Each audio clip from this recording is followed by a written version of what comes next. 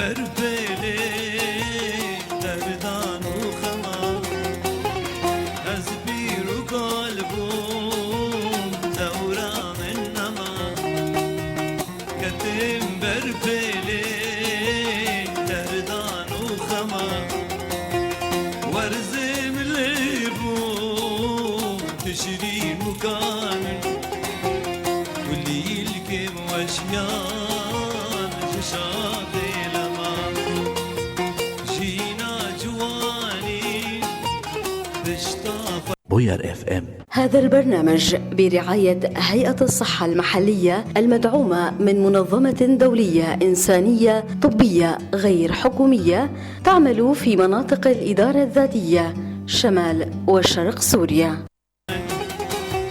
لرزوق شوطا كتين لاشم كابوس مرني دري قدامن بكربو بكين نزانم جمال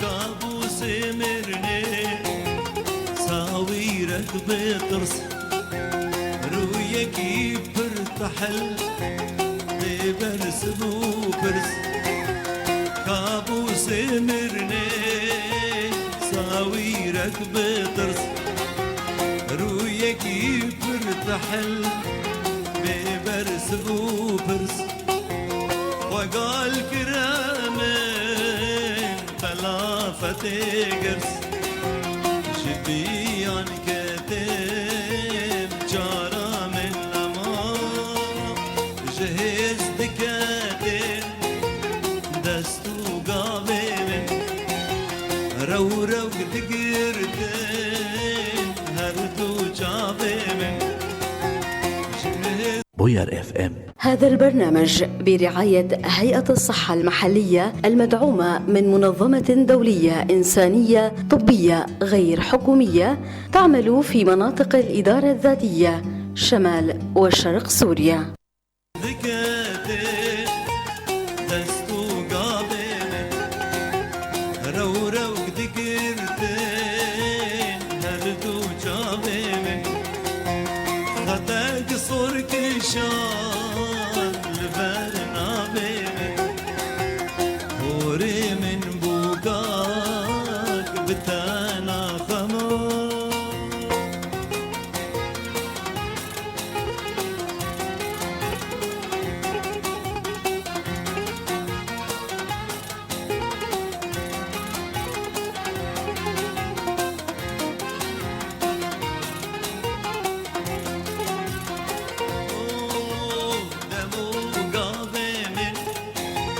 تبجون ضالا لسكولا قردي قرالنا ومالا دمو قابلين تبجون ضالا لسكولا قردي بوير اف ام. هذا البرنامج برعاية هيئة الصحة المحلية المدعومة من منظمة دولية إنسانية طبية غير حكومية تعمل في مناطق الإدارة الذاتية شمال وشرق سوريا.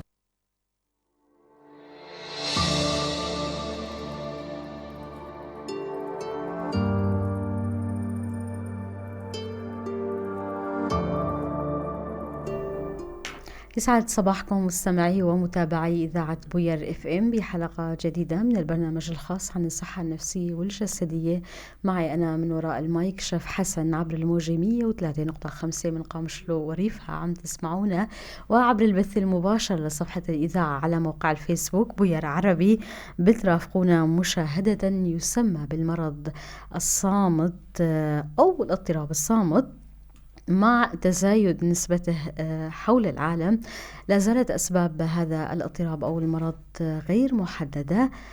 اضطراب التوحد أو طيف التوحد، هذا الموضوع الهام، موضوع حلقتنا لليوم من البرنامج الخاص للحديث حول هذا الموضوع. معي بالاستديو الدكتور خالد الحاج خلف، الأخصائي النفسي. يسعد صباحك دكتور. يسعد صباحكم، أهلا وسهلا فيكم. يا أهلا وسهلا فيك. الله يعافيك دكتور. بداية دكتور ومتابعينا الكرام، نستمع سوا للمقدمة التعريفية يلي أعددناها حول موضوع حلقتنا، وبنرجع لنبدأ حوارنا. تفضلوا.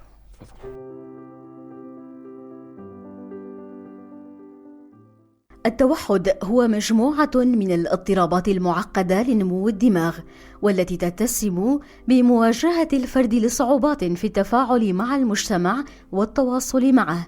هذا ما تعرفه منظمة الصحة العالمية. أما جمعية الأطباء النفسيين الأمريكية فتشير بأنه اضطراب تطوري متعدد الجوانب يتضمن 3 خصائص أساسية: قصور في التواصل الاجتماعي وفي الاتصال واللغة والسلوكيات النمطية المتكررة، على أن تظهر هذه الخصائص قبل بلوغ الطفل لعامه الثالث. وبحسب المختصين النفسيين يمكن اكتشاف سمات التوحد في مرحلة الطفولة المبكرة، ولكنه لا يشخص في الغالب إلا بعد هذه المرحلة بفترة طويلة. وتشمل اضطرابات التوحد اضطراب النمو الشامل، اضطراب التوحد، متلازمة إسبرغر، واضطراب الطفولة التحللي. ومن الجدير بالذكر أن هذه الأنواع من اضطرابات التوحد قد تم دمجها حديثا تحت اسم اضطراب طيف التوحد، وهي فئة واحدة تضم 3 مستويات مختلفة من حيث حدة الأعراض: الخفيف، المتوسط والشديد. ويشير الباحثون على الرغم من أنه قد يبدو بعض المصابين أصحاء، لكن عادة ما تظهر اضطرابات في تواصلهم، كما في حالة متلازمة إسبرغر، حيث يعاني الأفراد من ذوي الأداء العالي من اضطرابات في التفاعل الاجتماعي، ولكن لديهم ذكاء طبيعي. إلى ذلك تنوه أرقام وبيانات الأمم المتحدة أن اضطرابات طيف التوحد تصيب الملايين حول العالم، مقدرة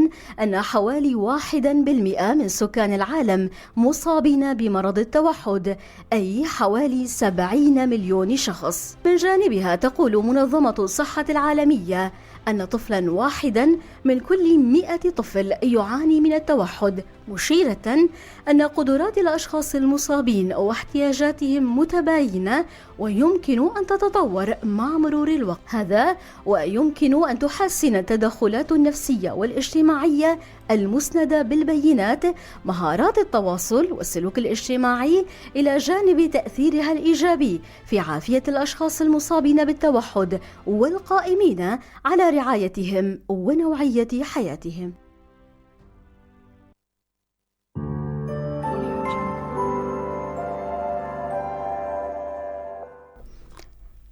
من جديد يسعد صباحكم مستمعينا ومتابعينا الكرام، وصباحك دكتور خالد. يا أهلا وسهلا. مرحبا. يا أهلا وسهلا فيك. بداية دكتور، كما قلت في مقدمة اللقاء، هل التوحد هو مرض أم اضطراب؟ كيف يمكن تعريفه؟ تمام، أهلا وسهلا فيكم. طبعا أشكركم لتخصيص حلقة عن التوحد. حقيقة موضوع مهم جدا ولازم يوصل بحقيقته للناس. تماما. طبعا في إذا تسمحي لي، مهنة الطب النفسي والعلاج النفسي حقيقة مهنة سامية. يعني يقولون أن أعقد مخلوق على وجه الأرض هو دماغ الإنسان، يحوي ملايين من الخلايا العصبية. نعم. حتى يحضرني قول أحد العلماء يقول: يا ليت الدماغ كان بسيطا لنفهمه، ولكن لو كان بسيطا لن نفهم شيء. نعم. نعم. نعود للتوحد.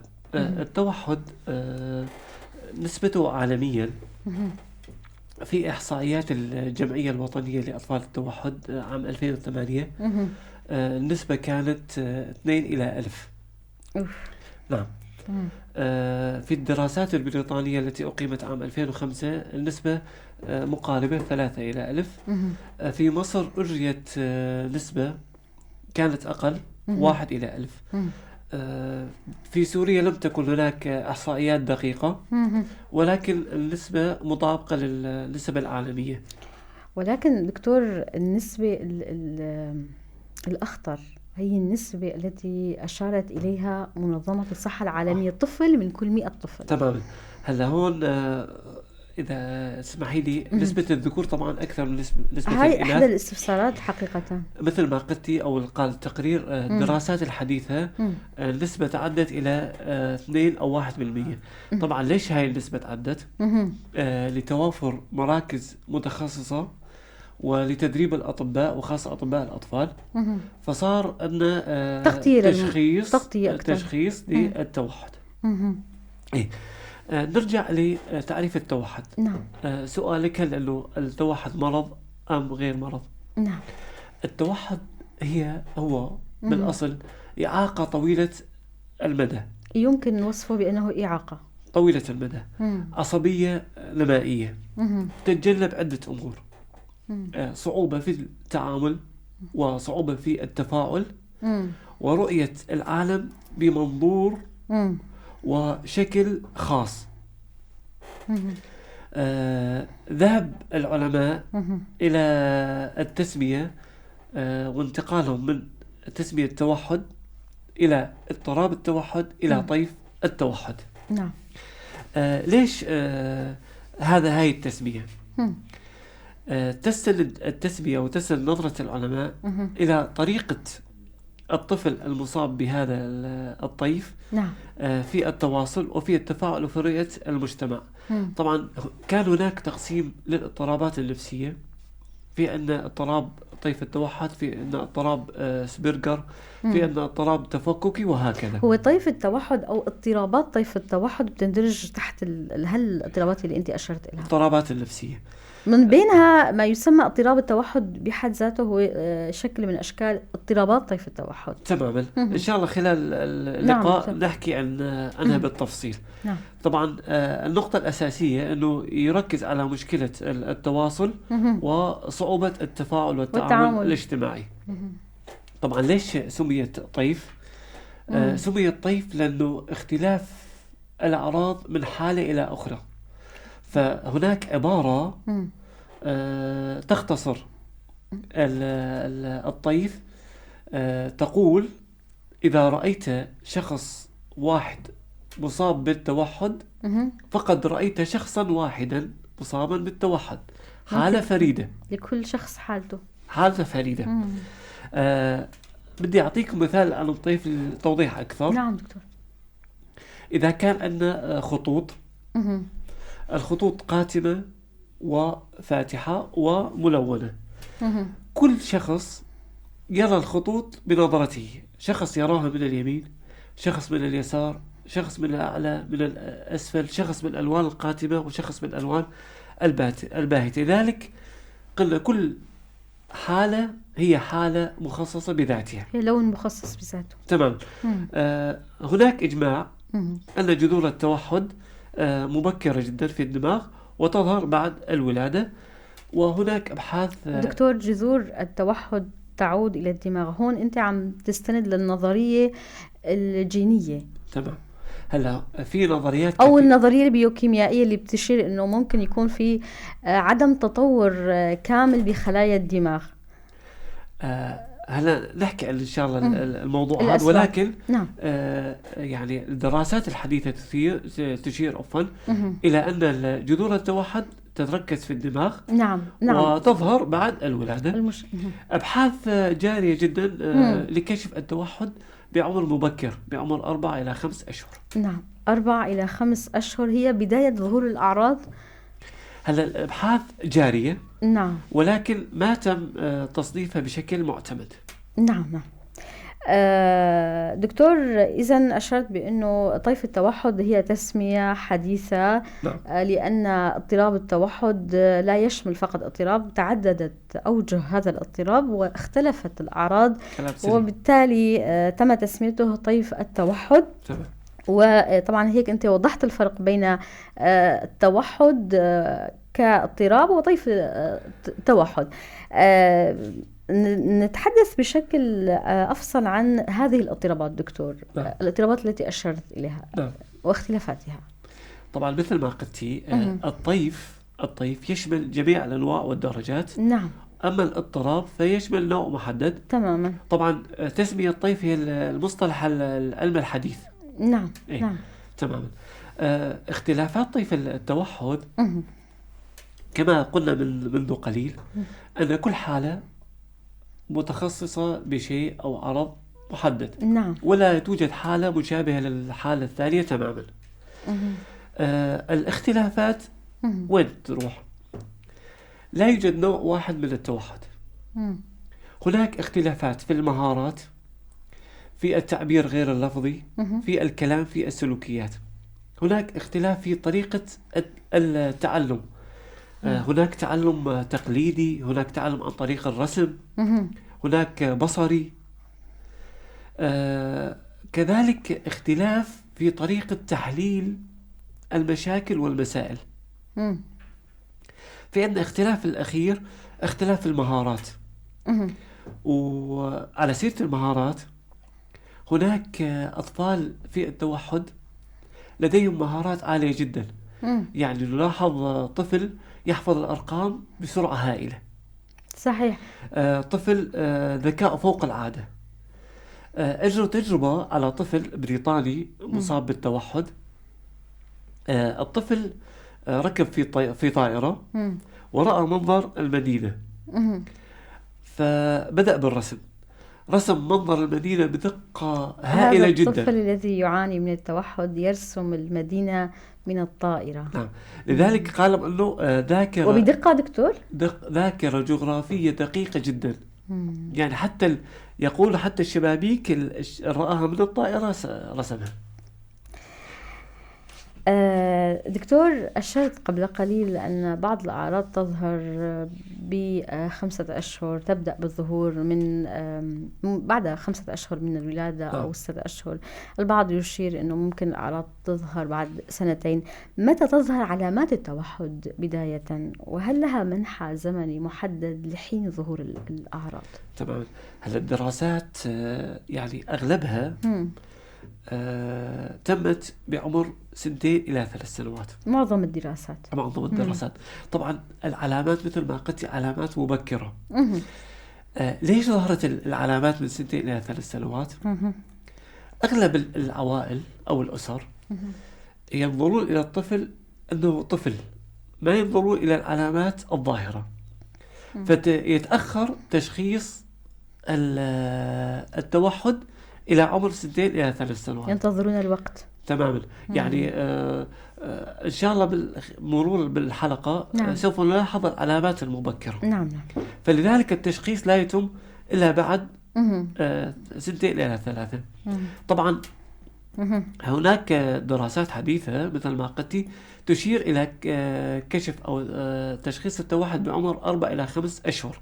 نعم. طبعا للأسف حتى الكوادر الطبية الأطباء الأطفال غير مدربين على تشخيص التوحد بشكل دقيق جدا.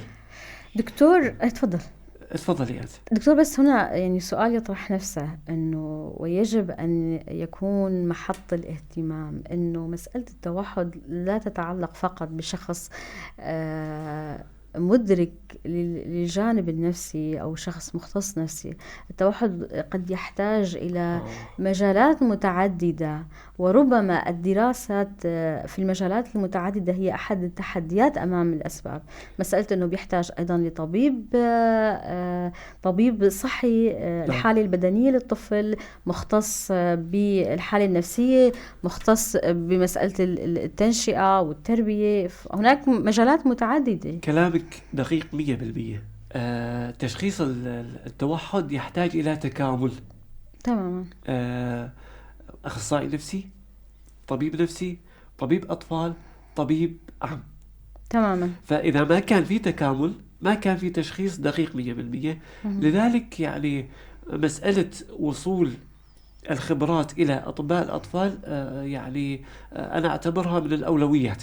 نعم دكتور، بركي كمان أحد المشاكل أنه لما الأهل أخذوا الطفل بعد ظهور بعض الأعراض، يعني نعم. كالبكاء أو الانعزال أو ما إلى ذلك. لما بياخدوا طفلهم لعند دكتور عام أو دكتور أطفال، بيقول الدكتور ما في شيء. نعم. فهنا الأهل بيرجع يقول ما في شيء، يعني بيقولوا ما في شيء، صحيح. فبيتركوا الحالة للوقت والسنين، والأمر قد يحتاج إلى مختص نفسي. هنا يقع على عاتق الدكتور الذي شخص الحالة البدنية للطفل أنه يقول للأهل خذوا ابنكم أو طفلكم على مختص نفسي. يعني هلا الأمر الجيد صار أن في مستوصفات، يعني مثل مستوصفات الكلاس أو تل برك أو تل حميس أو حتى الغرام، وكان معمودة مستوصف، في هناك تكامل.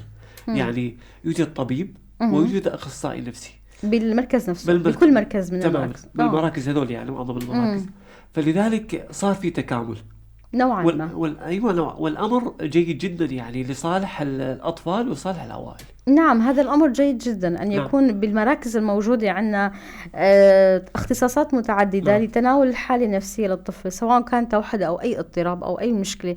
ولكن المشكلة الأساسية عندنا بمجتمعنا وببلادنا التي عانت الحرب منذ 14 عاما، أنه أساسا ما عندنا مراكز، يعني وأساسا ما كان في اهتمام وإقبال على الاهتمام بالواقع الصحي بمنطقتنا. يعني حتى الجانب النفسي كان مهمل جدا، وإلى جانب أنه إلى أي درجة الاختصاصات الموجودة هي كفؤة فعلا. يعني نعم، لذلك التكامل مهم جدا. نعم.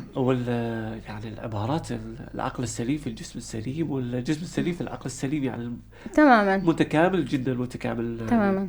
إيه؟ دكتور، عندنا استطلاع نعم أجروه زملائنا فريق راديو بوير اف ام مع عدد من الناس حول موضوع حلقتنا. نستمع سوا لآراء الناس وبنعود بنكمل الحوار. تفضلوا. هلا بداية فينا نعرف التوحد انه هو اضطراب نمو عصبي يؤثر على الفرد بحد ذاته ويؤثر على المجتمع من حوله.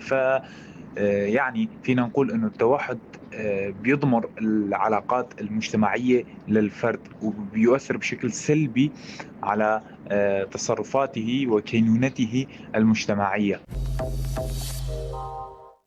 هناك علامات أو أعراض تظهر لدى الأطفال المصابين بمرض التوحد، منها نقدر نقول نذكر كم سبب بس: تجنب الأطفال الاتصال بالعين، عدم استجابة الطفل عن مناداته باسمه كأنه لا يسمعك، يعني لما عم نصيح الطفل باسمه كأنه يعمل حاله أنه ما سمعنا. تأخر تطوير النطق، تأخير مهارات الحركية، عدم ظهور تعابير وجهه، إذا كان مبسوط، إذا كان عصبي، إذا كان حزين، ما رح يخلي هالعلامات تظهر على وجهه. يعني في كتير أسباب، كتير علامات تظهر على الأطفال المصابين بمرض التوحد. بالنسبة لأسباب التوحد فهي كتيرة، بس النسبة الأكبر بتكون وراثية، يعني بتكون وراثة بالعائلة. أما بالنسبة للحالات الغير وراثية فهي بتكون بسبب أنه عدم الاختلاط بالمجتمع، الإهمال من قبل الوالدين، التفرقة بين الأطفال، كمان العنف الأسري هو سبب كبير بيؤدي إلى التوحد. العنف الأسري. التوحد هو اضطراب نمائي يظهر في الثلاث سنوات الأولى من عمر الطفل. هذا التعريف التربوي. التعريف الطبي هو اضطراب عصبي يؤثر على عمل الدماغ، يتعلق بالناقلات العصبية المتعلقة بعملية التعلم والنمو. أسباب التوحد مو واضحة لحتى الآن، عشان هيك هو اسمه اضطراب، ما هو اسمه مرض التوحد. لكن بعض العلماء يخمنون بعض أسباب هي أسباب التسمم بالرصاص، أسباب وراثية، أسباب جينية، أسباب تتعلق بالبيئة، الحرمان البيئي، معاملة الأم، كبر أو صغر عمر الأم هو إحدى أسباب التوحد. مرض التوحد هو اضطراب ترتبط بالنمو العصبي يؤثر على كيفية تمييز الشخص للآخرين والتعامل معهم على المستوى الاجتماعي، مما يتسبب في حدوث مشكلات في التفاعل والتواصل الاجتماعي. لا يوجد سبب واحد لمرض التوحد، إنما هناك عديد من العوامل. آه، العوامل الوراثية، العوامل البيئية، والعوامل البيولوجية. سمات أو علامات التوحد، نمطيات، عدم الرد على الاسم، آه، عدم النظر إليك بجهة مباشرة. ما هو علاج التوحد؟ دورات تأهيلية للنطق، التعامل مع الطفل بطريقة لبقة.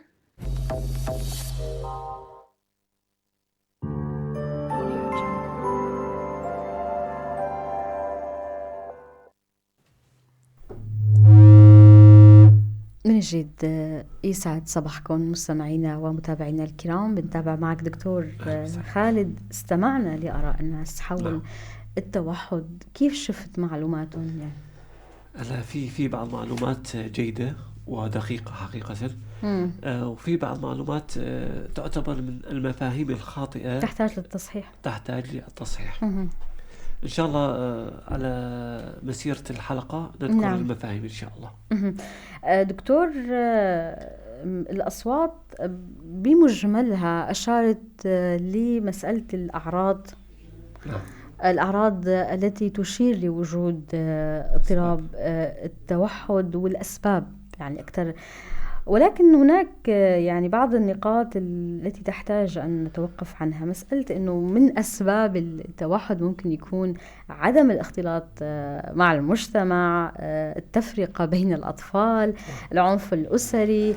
هي قد تكون سلوكيات يعني لا تكون أسباب رئيسية، ولكن قد تؤزم حالة الطفل إذا كان لديه اضطراب نفسي. تمام، كلامك صحيح. هل إذا بدنا نحكي عن الأسباب عنسا، في الماضي كان خطأ يلومون الأسرة وخاصة الأم.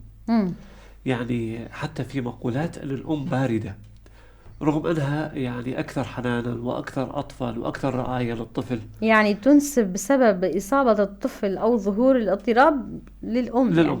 للأسف يعني هذا ظلم حقيقي يعني.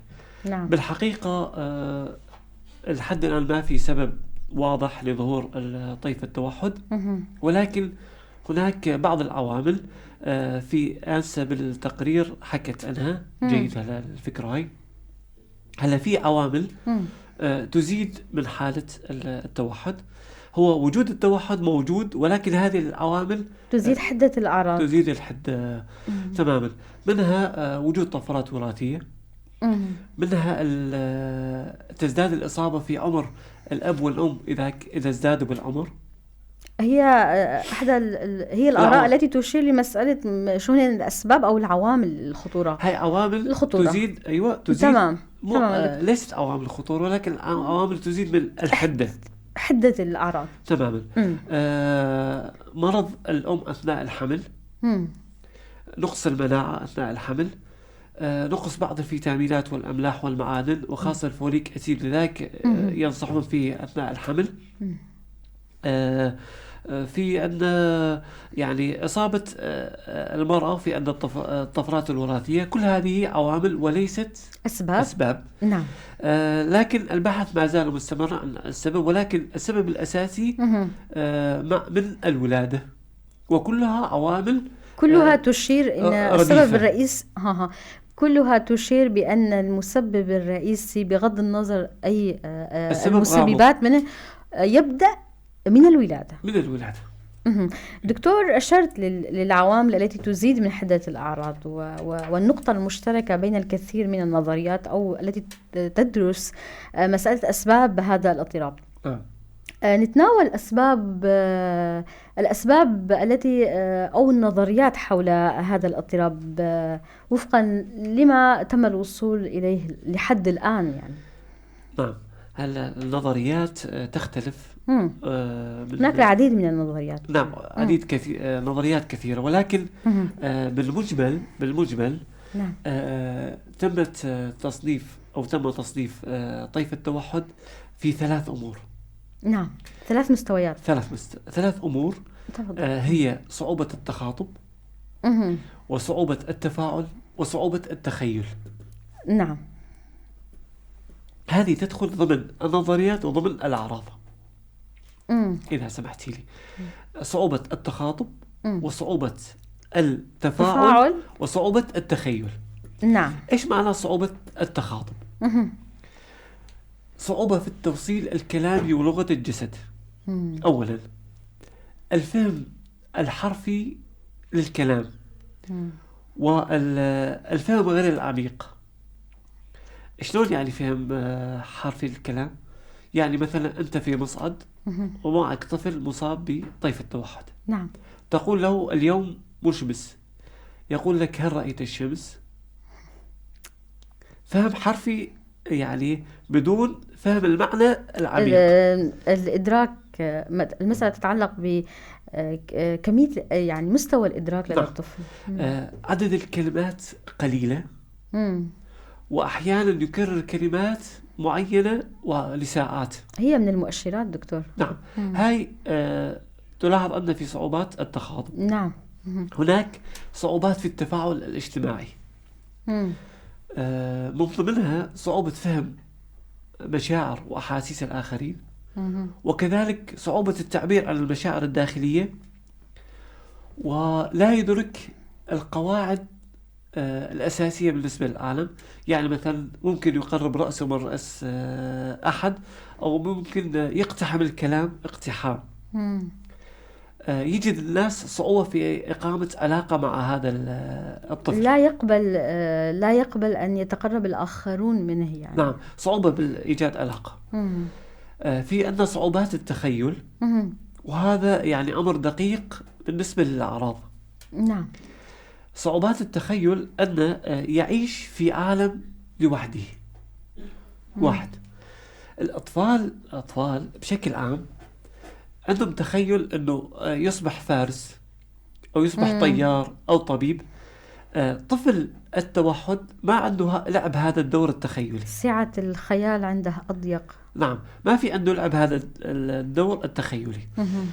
في شيء أساسي هون، يعتمد على روتين جامد جدا، ومجرد تغيير هذا الروتين يؤدي إلى تشويش للطفل. لهذا يقولون بأنه الطفل التوحد لا يحب التغيير كثيرا. نعم. يعتاد على روتين محدد، يعني روتين جامد جدا. طبعا يهدئ نفسه، وهي يعني أريد أن أوصلها للعالم جميعا. نعم. أريد التركيز عليها. يهدئ نفسه بشغلتين، بالحركة والصوت. الحركة، أما حركة اليدين، والصوت إصدار صوت أو تصفيق.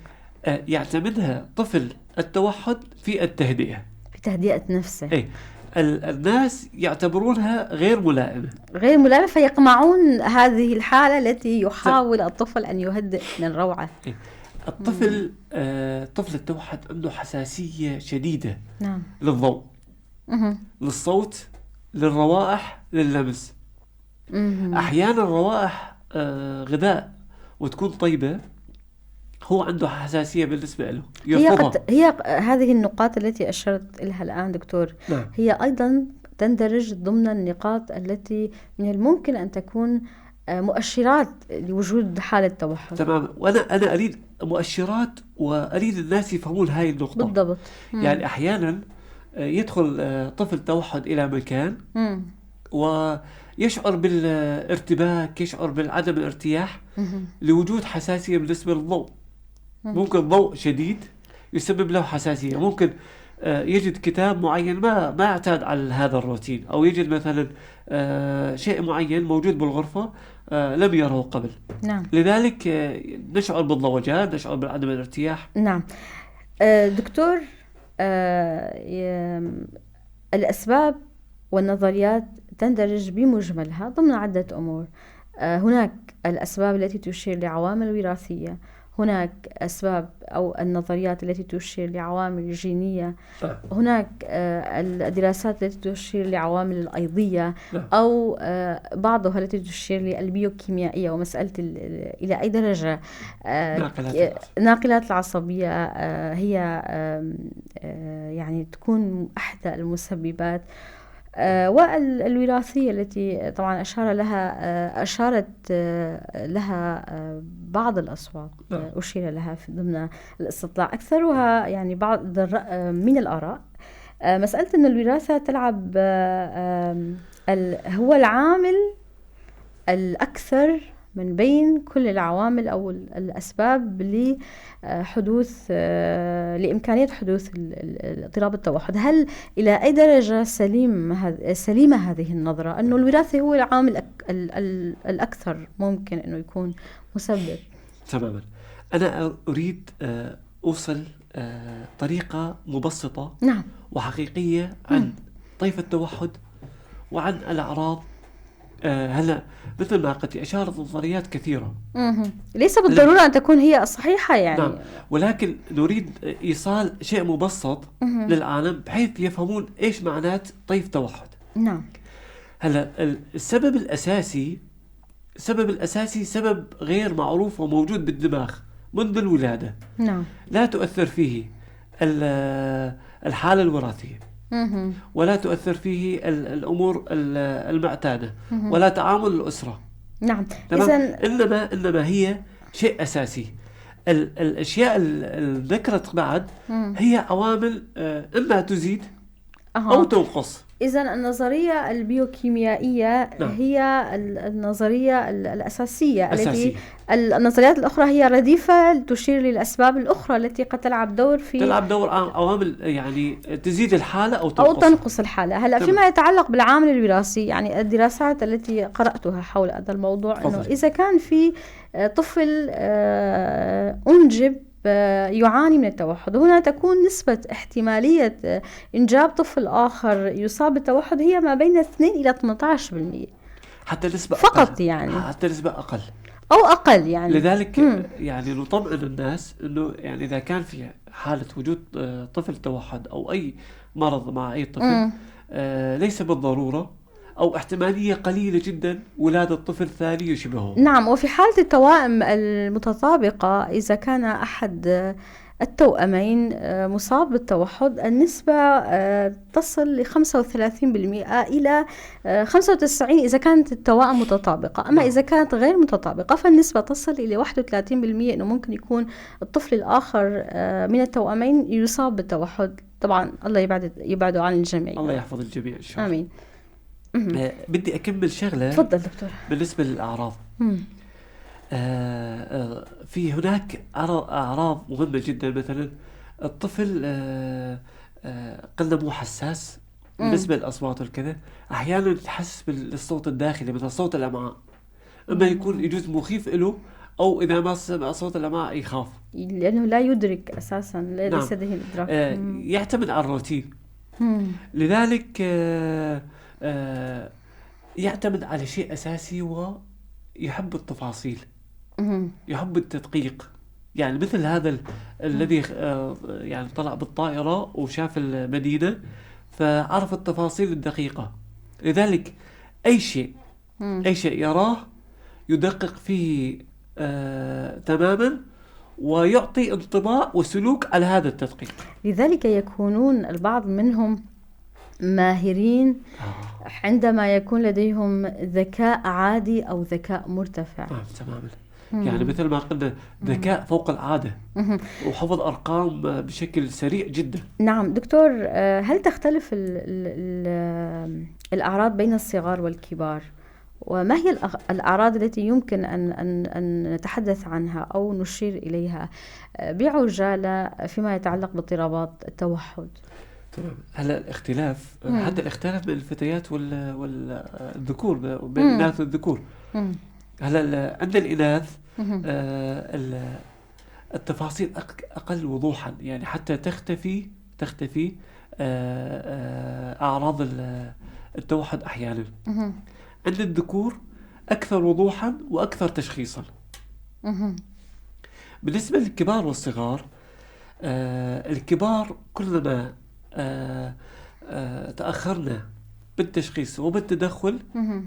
الأعراض تزداد مم. وتزداد سوءا، ونذهب إلى شيء مم. آخر، نعم. حتى نذهب إلى أعراض مرافقة للتوحد، وهي معظم الأمراض النفسية من القلق والاكتئاب. دكتور، هنا سؤال نعم. يعني لفت فكري، يعني نعم. هل من الممكن أن يؤدي التوحد لدى الشخص الحالي أو الطفل لاضطراب آخر أو بالعكس؟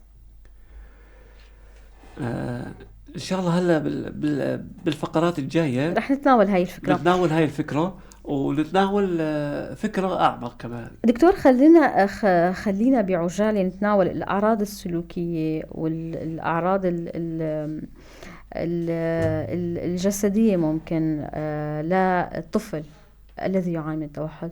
هلا مثلا بيقولوا مثلا رفرفة اليدين أو إصدار أصوات أو الانعزال أو كثيرا ما يتجول الطفل الذي لديه توحد، يبتعد عن المنزل وما إلى ذلك. يعني كيف يمكن أن نجمل هذه النقاط حول الأعراض بشكل عام؟ يعني الأعراض اللي حكيناها من شوي هي الأعراض الأساسية، هي الأساسية، والطفل يلتجئ إلى تهدئة نفسه برفرفة اليدين أو التصفيق أو إصدار أصوات. نعم. طبعا الحساسية عنده عالية جدا، وهي إحدى النقاط التي تحدثت عنها الدراسات حول اضطرابات الحواس أو كيف تؤثر اضطرابات الحساسية عند طفل التوحد. تماما. فتأثيرها مثل ما قلتي يخلق حساسية معينة بالبداية، حركات مستمرة ذهابا إيابا، ممكن يخرج من باب ويدخل من باب ثاني، أحيانا يعني يفعل أمور غير لائقة، مثلا البصاق، لأنه تحسس إنه في شيء مر. أحيانا يضطر للهروب، وخاصة إذا كان مقمع يعني. إيه. في يشعر بحاجة لكبت إرادته أحيانا. يشعر بالقلق الدائم. طبعا الضوضاء يعني تسبب له إشكالية كبيرة، حتى أنه دخول السوق بالنسبة له جهنم. نعم. دكتور، ما تأثيرات فرط أو نقص النشاط على الطفل الذي يعاني من التوحد؟ هلا كله يتعلق، وهي أعراض أشرت إلها، يعني هي تندرج ضمن الأعراض، يكون عنده فرط نشاط أو أحيانا نقص بالنشاط وفقا لحالة كل طفل، لأنه كل حالة هي لها أعراض، كل حالة قائمة بحد ذاتها. نعم. ولكن بشكل عام في عندنا المشاكل الحسية تؤدي إلى زيادة التحفيز. نعم. يعني نجد بعض الحالات تغطية العينين والأذنين، هاي واحدة من الحالات. مضغ متكرر بدون الحاجة. في عندنا لمس متكرر، أحيانا نشوف إنه يلمس، هي ناتجة عن المشاكل الحسية تؤدي لهذه. تماما. صعوبة في الاستجابة. صحيح. هناك لعب خشن، يعني تجدي إنه يدفع الأطفال. طبعا كلها هو هذه النقطة تندرج ضمن الرغبة باللعب وأسلوب اللعب عنده خشن، أم هناك ناتج عن التوتر؟ يعني هنا تندرج ضمن العنف. بما أنه لديه حساسية كبيرة بالنسبة للأصوات والمواقف، فهاي عوامل أو نتائج هاي الحساسية. نعم. طبعا هو مو متقصد هذا الأمر، ولكن نتائج الحساسية الزائدة.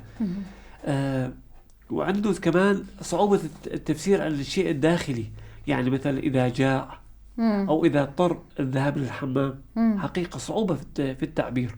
صحيح. وأصعب العلامات أو الأعراض هي مسألة أن الطفل لا يستطيع أن يعبر عن الفرح نعم. ولا يستطيع أن يعبر عن الحزن، لا يستطيع التفاعل مع المشاعر، صعوبة في التعبير أو الصعوبة في إدراك هذه المشاعر. طبعا. وهنا الأم تعاني تفضل. دكتور، الأم إلى أي درجة تعاني عندما ترى بأن طفلها لا يتجاوب معها، لا يطلب الدعم والحنان حقيقة هاي معاناة كبيرة، ولكن يعني نبهتيني على موضوع إنه الأم والأب والأسرة هم أساسيين في تشخيص هذا الطيف. تماما دكتور. هي لذلك هم اللي يلاحظون الطفل، تصرفاته، سلوكياته، حاجياته، انتباهه، استجابته، فهم العنصر الأساسي في تشخيص تماما الطيف. لأنه العلامات بتحتاج لمتابعة طويلة بيتية. الأمد، بيتية وبساعات أو بأيام، نعم. لتكون الأعراض ممكن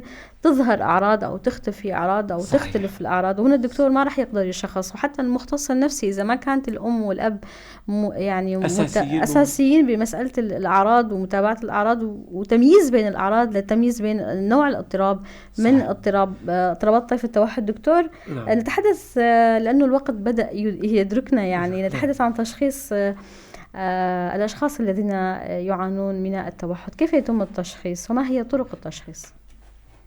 تماما. هلا طرق التشخيص راح نحكي عنها بشكل عام غير مفصل. تماما. يعتمد على الأعراض، يعتمد على كلام الأم والأب أو وصف حالة الطفل، يعتمد على التكامل بين الأخصائي النفسي والطبيب النفسي وطبيب الأطفال. لذلك الأمر متكامل. يعتمد على الأعراض اللي حكيناها قبل، الصعوبة في التفاعل، الصعوبة في التخاطب، الصعوبة في التخيل. معظم هاي الأشياء اللي حكيناها تدخل في التشخيص. في تشخيص. لا طبعا التشخيص يلزمه شخص خبير جدا. تماما، لأنه في أشياء تذهبنا إلى شيء بعيد عن التوحد، ممكن ما يكون توحد، وخاصة أنه في مسائل أخرى يعني يمكن الوقت ما رح يسعنا أنه نتناولها. مسألة أنه كثيرا ما يتم الالتباس بين هل هذا الاضطراب هو التوحد أم هو الفصام، كما كان أحد الظواهر يعني من القدم أشير للفصام في بدايته للتوحد لاحقا، يعني كان هناك حتى في حالات كثيرة يعني الأخصائيين أو الذهان العصبي دكتور. تمام، والذهان. حتى في حالات أقول لك يحكون عن الأخصائيين للتوحد تأتي بعمر متأخر، يعني عمر 11 أو البكالوريا، والأب والأم يشكون من ناحية محددة، مثلا نقص الاستيعاب، ترك الدراسة وكذا، يذهب التشخيص إلى التوحد. لذلك يعني التكامل مهم جدا بين الطبيب والأخصائي النفسي، بين كل الجهات يعني. حتى ممكن بين المدرسة أو المدرسة، المعلم حقيقة الروضة، المعلم، الأخ، الأم، الأب، الطبيب، الأخصائي. نعم دكتور. هل تشخيص الكبار أصعب من تشخيص الصغار؟ لأن ربما الكبار يكون لديهم إدراك أكبر يعني، وخاصة بعد عمر 8 سنوات أو 10 سنوات. نعم. المشكلة وين؟ تزداد الصعوبات في التشخيص. يعني تقل المهارات، تزداد السلوكيات الخاطئة، يقل الفهم، يقل التفاعل. هون النقطة الأساسية في صعوبة التشخيص. بالمجمل الخطة العلاجية كيف تكون يعني بشكل عام؟ هناك علاج سلوكي أم هناك أيضا علاجات أخرى إلى جانب العلاج السلوكي؟ هلا إذا سمحتي لي، ما بعرف الوقت يسمح لنا، بعجالة بدي أشير لشيء معين، هو المؤشرات الحمراء. تفضل. علامات تحذيرية هي هامة هذه النقاط. أيوة. هامة جدا حقيقة. الطفل الرضيع الذي لا يبتسم ولا يتواصل، هاي أحد العلامات. لا يتجاوب أخذ وعطاء، لا يرد على من يناديه، نعم. لا ينظر بعينيك ولا يحاول التقليد، لا يهتم للأطفال من حوله. نعم. هذه مؤشرات وعلامات خطيرة. نعم. لا يتبع الإشارة البصرية. تمام. لما يصير بعمر 2 سنين لا يخرج جملة أو جملتين. هاي النقطة اللي لكن بدي أشير مسألة التأخر بالنطق لفترة طويلة يعني. نعم. مقارنة بالأطفال الآخرين. هذه أحد التحذيرات، ولكن مو مؤشر، ليس مو بالضرورة. مؤشر للتوحد، ولكن يجب الانتباه له. يجب الانتباه. نعم. دكتور، هل هناك شفاء للتوحد؟ هو سؤال يجب أن أطرحه يعني. وقد يكون الجواب نعم أو لا يعني. والله حقيقة التوحد هناك بعض الحالات التي أشارت لحدوث علاج يعني. هلا حتى ما في شيء، لأنه حدوث يعني شفاء تام إن شاء الله. التوحد ليس مرض بداية، إنما حالة عصبية ونمائية طويلة المدى. حتى المراكز هي مراكز تأهيل وليست مراكز علاجية، وخاصة في منطقتنا يعني لا، هو بالأصل تحتاج لمراكز التأهيل، وتحتاج أيضا لمراكز العلاج، وتحتاج لمختصين. نعم. هلا هو المراكز كلها تأهيلية وليست علاجية. نعم. تأهيل الطفل للدخول للمدرسة، تأهيله للمهارات، تأهيله لأشياء ثانية. طبعا أهم محاور العلاج. نعم. علاج سلوكي، علاج النطق واللغة. هنا يتم إعطاء دورات التخاطب ودورات النطق دكتور يعني. هلا هاي العلاج أو تنمية المهارات، العمل على تماما. العلاج السلوكي يعتمد على تقديم مهارات تحفيزية وسلوكية. نعم. علاج النطق والكلام علاج وظيفي يعتمد على مثلا تعلم اللبس، تعلم التخاطب، الأعمال اليومية يعني. تماما. علاج طبيعي. أحيانا هناك يترافق التوحد مع حركات، مع أطب في الجسم. دعم تعليمي وتربوي. هناك الأدوية. طبعا الأدوية هي مهدئات، ليست علاج للتوحد، إنما علاج للمشاكل المرافقة للتوحد. نعم. في شيء أساسي هو دعم الأسرة. أهم. هذا أهم شيء. دعم الأسرة يكون من خلال التثقيف، من خلال الدعم النفسي، من خلال المحاور، من خلال دورات تدريبية. دكتور، هاي نقطة سأشير لها. مسألة إنه هي مسؤولية من بالدرجة الأولى؟ مسؤولية هذا الواقع، واقع تحسين واقع الأشخاص الذين لديهم اضطرابات والتوحد بشكل خاص، ومسألة أهمية العمل على زيادة التوعية المجتمعية وتوعية الأسر، وخاصة الأسر التي لديها أشخاص من ذوي الاحتياجات الخاصة أو من ذوي التوحد. قبل هذه النقطة، ما أهمية التدخل المبكر لتحسين حالة هذا الطفل فيما يتعلق تنمية مهاراته بشكل عام، وللأسر أيضا يعني أهمية أن يكون هناك علاج مبكر يعني تدخل حقيقة مبكر. أهمية التدخل المبكر ثابتة ومثبتة علميا وحقيقة. لأنه في الطفل يحوي أو عنده مهارات. هذه المهارات مع مر الوقت تقل وتزداد صعوبتها إذ لم يتم تصقيلها يعني. تماما. إذا ما تم التدخل المبكر.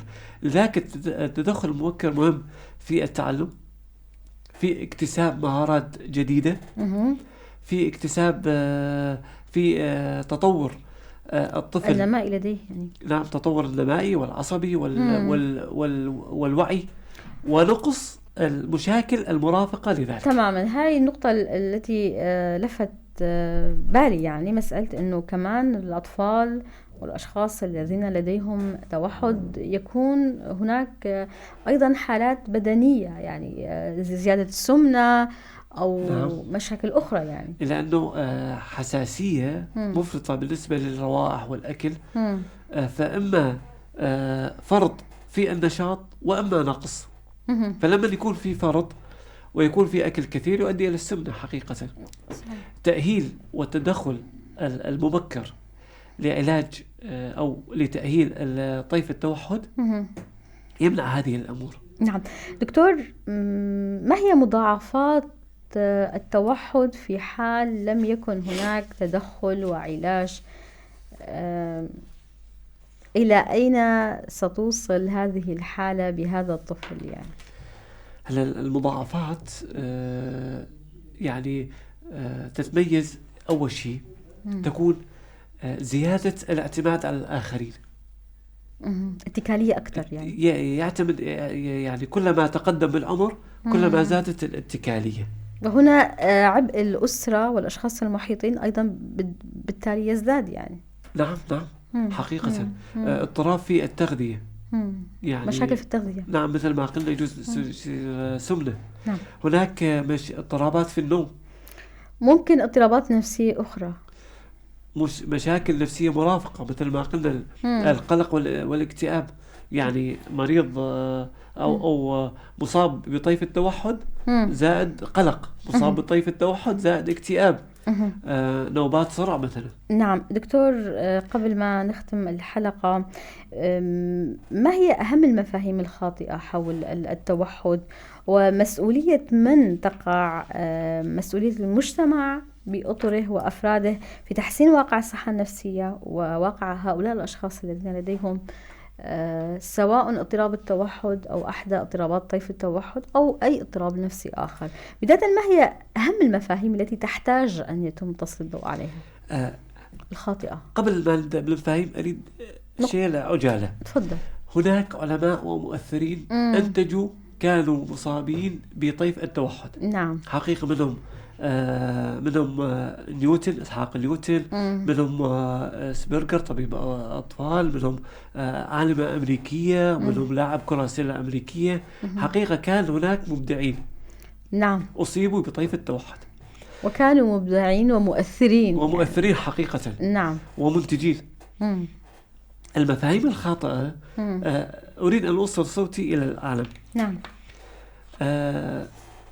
هناك سؤال: هل التلفاز والأجهزة الذكية تؤدي أو تسبب اضطراب التوحد؟ هنا الوقت لم يعد يتسعنا، وهي نقطة ربما تحتاج لحلقات أخرى، مسألة ما يسمى بالتوحد التقني الحالي يعني. نعم، ولكن نقولها أنه لا التلفاز ولا الأجهزة الحديثة تؤدي إلى التوحد، إنها تسبب مشاكل مرافقة من نقص القدرة وتؤثر على صحة الطفل. نعم.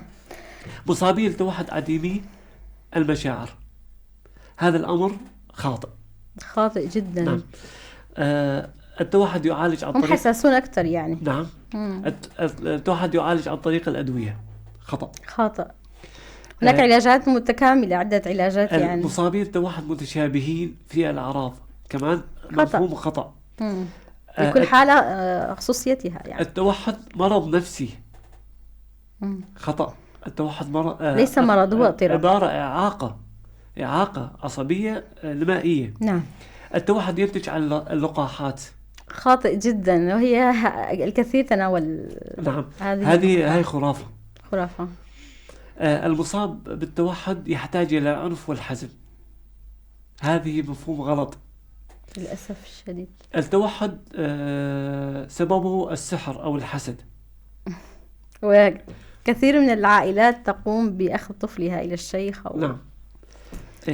فهاي معظم المفاهيم الخاطئة. نعم. يجب تصحيحها. نعم. المسؤولية تقع على من؟ نعم. سؤالك. المسؤولية شلون؟ التشخيص متكامل، المسؤولية متكاملة، تحتاج لتكاتف كل الجهات، المنظمات، الإعلام، نعم، الأخصائيين، الأسرة، المجتمع، الأهل، الكل يتكاتف. يعني إذا مثلا أخصائيين وإذا منظمات انطلقت لإيصال المفاهيم للناس، نعم، وكانت الأسرة غير متقبلة ذلك، هنا الأسرة تحتاج للتوعية.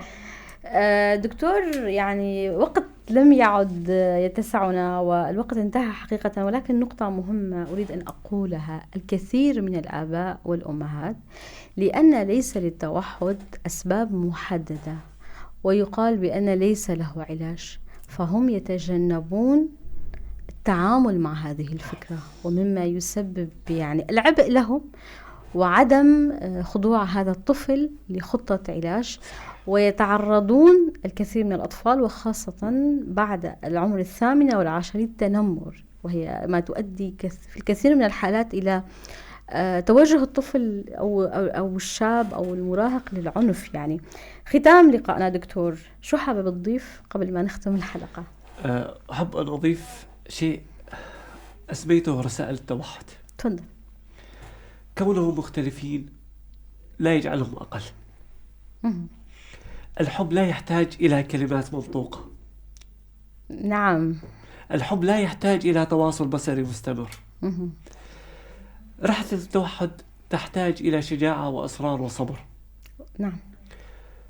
أقول للأسر: واجه ولا تتجاهل. الطفل الذي يرفرف بيديه ليس هو من لم يتعلم الأدب، إنما هي وسيلة للتعبير عن فرح. نعم. أقول للأعلم: وسعوا إدراككم. اظهروا دعمكم لطيور طيف التوحد. نعم. طفلك ليس مختلفا، بل هو مميز. ادعمه بحب وآمن بمهاراته. آمنوا بمهاراتهم. لا أستطيع أن أضيف شيئا. يعني يؤلمني الكثير أن حالة الواقع الصحي في مجتمعنا لا زالت تحتاج الكثير من الخطوات، وخاصة يعني ربما نحن في واقع كان يحتاج لمزيد من الاهتمام العالمي قبل المحلي لتحسين واقع الصحة النفسية في بلد يعاني من الحرب والنزاعات على مدار 14 عاما. بختام هاللقاء دكتور، كتير شكرا لك. الأخصائي النفسي خالد حاج خلف تناولنا موضوع مهم وهو التوحد، وكتير شكر لكم مستمعي ومتابعي إذاعة بوير FM. هيك خلصت حلقتنا لليوم، إلى حلقات قادمة. تحياتي لكم، أنا شف حسن من وراء المايك. بوير FM. هذا البرنامج برعاية هيئة الصحة المحلية المدعومة من منظمة دولية إنسانية طبية غير حكومية تعمل في مناطق الإدارة الذاتية شمال وشرق سوريا.